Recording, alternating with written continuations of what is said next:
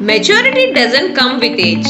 It only defines how well you balance your emotions, be it love, hatred, hurt, greed, need, and all emotions humans experience.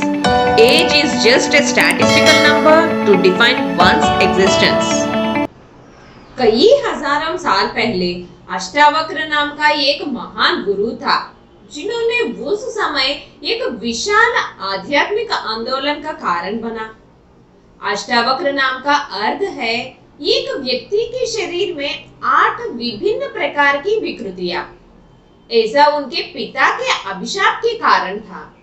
जब अष्टावक्र अपनी माता के गर्भ में थे, उनके पिता कहोला, जो स्वयं एक प्रसिद्ध विद्वान और ऋषि थे, उनके द्वारा विभिन्न उपदेशों का खुलासा किया गया था।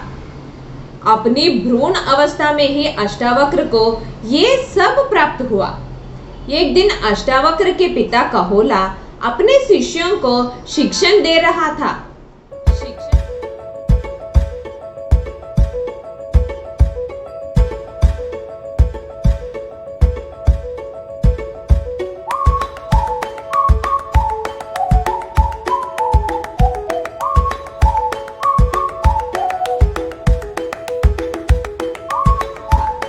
शिक्षण देते वक्त कहोला ने 8 गलतियां किया जो अष्टावक्र अनजन्मे बच्चा पहचान लिया और अपनी माँ के गर्भ से अपना असंतुष्ट भाव हूँ कहकर पिताजी को जान कराया।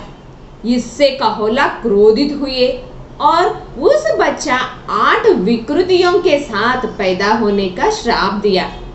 इसके परिणाम के कारण अष्टावक्र के पैदाइश से ही हाथ, पैर, घुटने, छाती और गर्दन मुड़े हुए थे।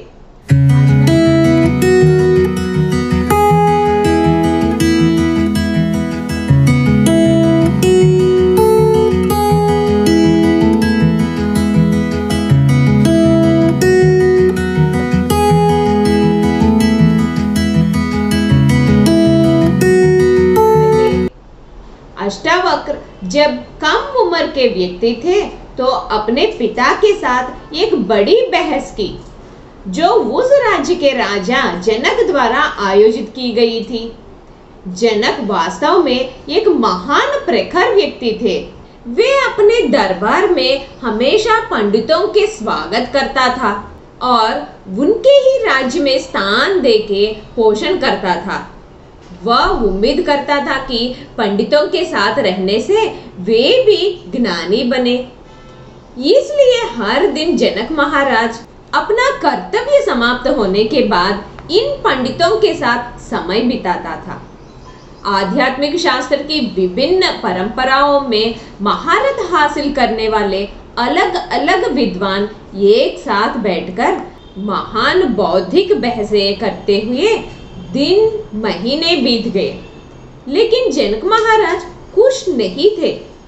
एक बार अष्टावक्र के पिता कहोला को इस बहस में आमंत्रित किया गया था और वह अष्टावक्र के साथ वहां गया थे। बहस शुरू हुई और वहां के श्रेष्ठ विद्वानों के बीच एक बड़ा तर्क चल रहा था। कई बौद्धिक सवाल उठाए गए थे और शास्त्रों की गहनता पर चर्चा की जा रही थी।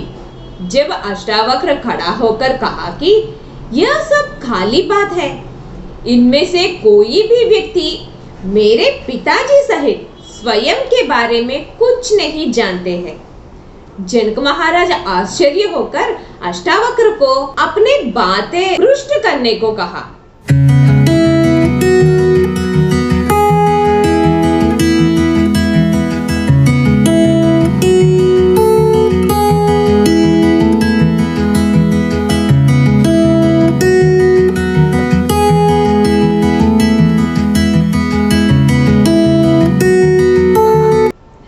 अष्टावक्र जनक महाराज से, मैं जंगल में रहता हूँ, आप वहां आओ और हम देखेंगे क्या करना है, कहकर वहां से चला गया।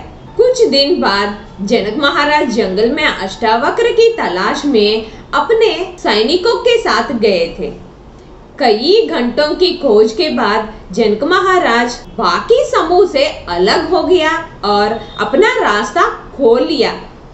उस वक्त एक पेड़ के नीचे बैठे अष्टावक्र जनक महाराज को दिखा। अष्टावक्र को देखते ही जनक महाराज अपने घोड़े से उतरने की कोशिश कर रहा था। उनका एक पैर रिकाब में था और दूसरा हवा में था। जब अष्टावक्र ने कहा कि रुक जाओ, वहीं पर वैसा ही रुक जाओ। जनक उस असहज स्थिति में रुक गया, घोड़े पर लटका, हवा में एक पैर के साथ। कुछ किंवदंतियों के अनुसार जनक महाराज कई साल तक उस स्थिति में था और कुछ का कहना है कि यह सिर्फ एक पल था।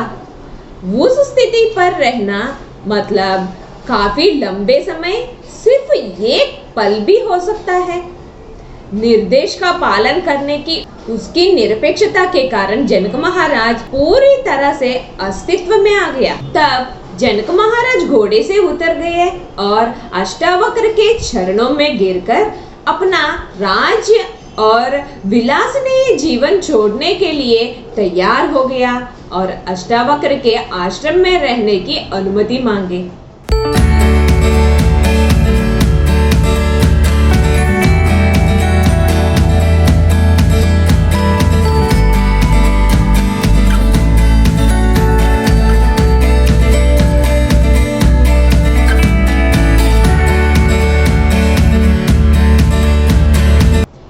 जीवन अपना पसंद नापसंद के बारे में नहीं है। इस राज्य को आपके जैसा ज्ञानी का पालन की जरूरत है, कहते हुए अष्टावक्र जनक महाराज को वापस राज्य भेज दिया। फिर भी जनक महाराज जितनी बार संभव हो उतनी बार अष्टावक्र के दर्शन करने के लिए जाते थे।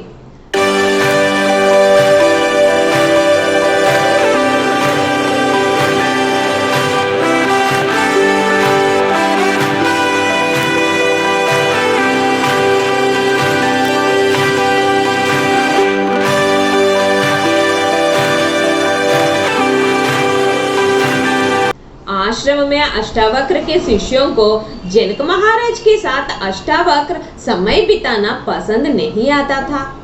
उनको लगता था कि जनक महाराज राजा होने के कारण अष्टावक्र उनके साथ ज्यादा समय बिताता है और अष्टावक्र उन पर ध्यान नहीं दे रहा है।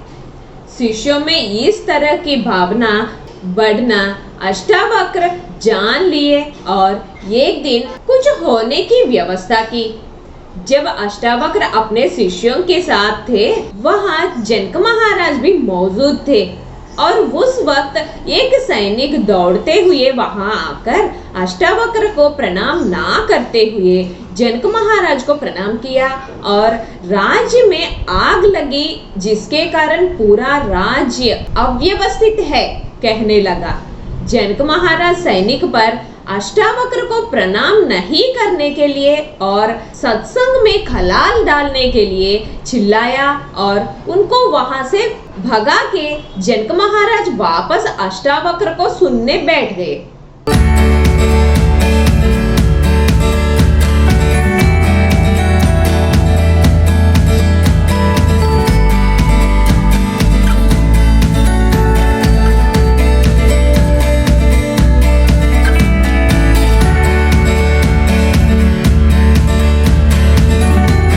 कुछ दिन बाद अष्टावक्र ने कुछ और स्थापित किया।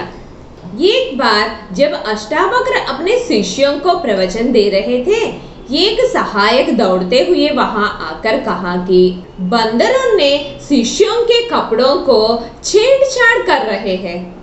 तुरंत सभी शिष्य उठ गए और अपने कपड़े बचाने के लिए दौड़े।